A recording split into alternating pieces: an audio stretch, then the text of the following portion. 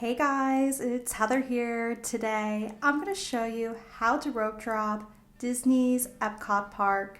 I'm going to give you my best tips and tricks on what rides you should ride and what you need to do exactly when you first get into the park. That way you have a great rope drop and you could set yourself up to ride as many rides as you can in the first couple hours of the park being open. So let's go ahead and get right to it. The first piece of advice is get there as early as possible. Yes, that is very, very simple advice. However, even the park isn't quote unquote open, you can still get there at a reasonable time before the park opens because they do let you in quite early, actually way earlier than you think. Another big piece of information is if you are staying at a Disney resort on property, the park opens 30 minutes early for resort guests only. So the rides that will be open are Guardians of the Galaxy Cosmic Rewind, Frozen Ever After, Mission Space, Remy's Ratatouille Adventure, Spaceship Earth, Soarin' Around the World, The Seas with Nemo and Friends. If you're not staying at a Disney resort, that is okay. You can still have a great rope drop where you can get a lot of things done. Well, now, what time could I enter the park before it opens? So that will depend on the time that the park opens.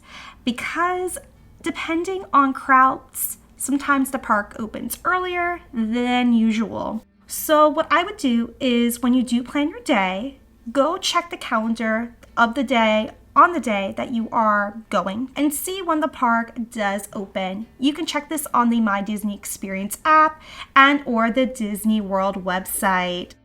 So if you are staying at a Disney World resort and you do choose to take the bus, they do start running 45 minutes early before the park opens. I have seen on Instagram people getting on the bus earlier than that, so I would definitely check your hotel, double check with your hotel to see what time they do exactly open, and then get there as early as you can to catch the first bus. So if you're traveling by vehicle and you need to park your car at the actual Epcot parking lot, the parking lot does open 16 minutes before park opening, so I would definitely try to recommend you getting there as early as you can because before you enter the park, you'll have to go through security and the line for security does get long. Let's move on to the best rides to rope drop.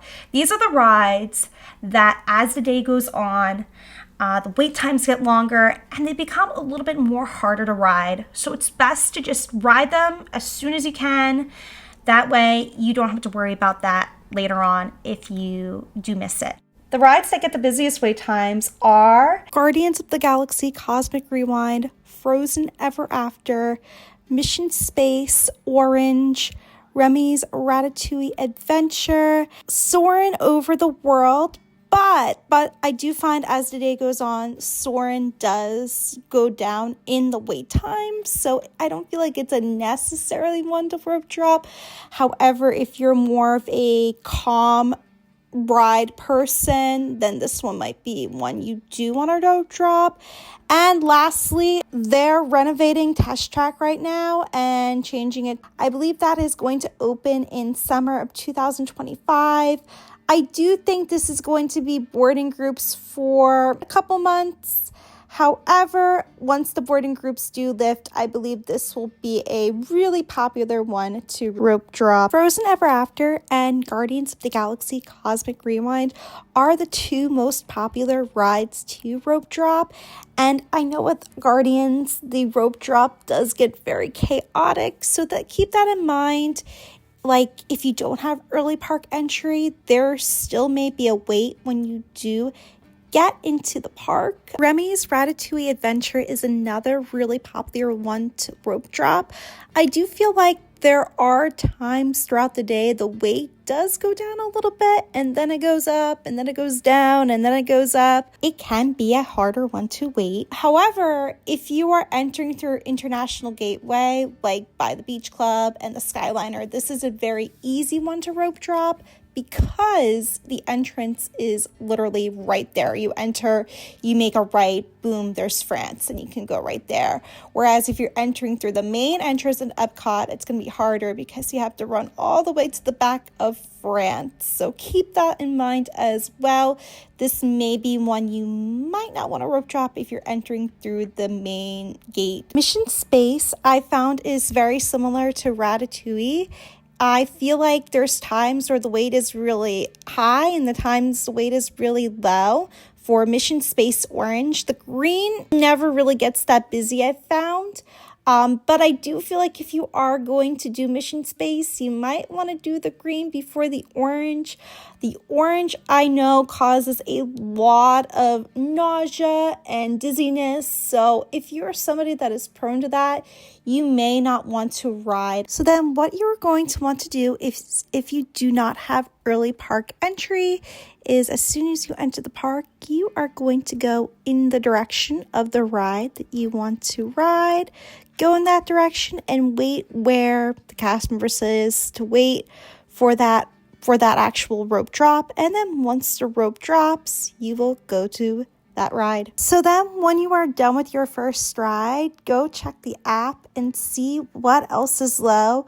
I do feel like the rope drop rides that I do mention, once you get off your first ride, they're gonna have really long waits. So your next best bet is going to be going to World of Nature. A lot of those wait times will be pretty low usually, unless it's really busy season. Then of course it's going to be really, really crowded. I also feel like as the day goes on, all the other rides in World of Nature really do calm down as well. By like 2 o'clock in the afternoon, the Seas with Nemo and Friends, Figment, Living with the Land, Spaceship Earth, they're all going to have really low wait times. So my final piece of advice is going to be make a couple of plan Bs. Sadly, there will be times where some of the rides won't open when the park opens. This could be because of a technical issue or another issue that could arise for some particular reason or whatnot. Which happens, sadly. So be flexible and be prepared to change your plans if needed. So that is how you rope drop Epcot. If you have any questions, please don't hesitate to put them down in the comments below. I would be more than happy to answer them for you. Epcot is a really laid back park, and to be honest, I feel like it's a very easy park to get everything done in throughout the day. So if you do see wait times are high, don't panic. Go around World Showcase if a festival's going on. Get a fun treat and just relax and take your time, because you will easily be able to get everything done at this park. Well, and that, my friends, that is the end of the chapter. Go comment down below. What attraction would you like to rope drop when you do visit? I would really love it if you could subscribe, comment, like, share. Go check out my links down below. Go check out my links to my other social medias. I'm active on Instagram. I'm active on TikTok. I will be posting more Disney content in the near future. Thank you for watching. See you on the next chapter.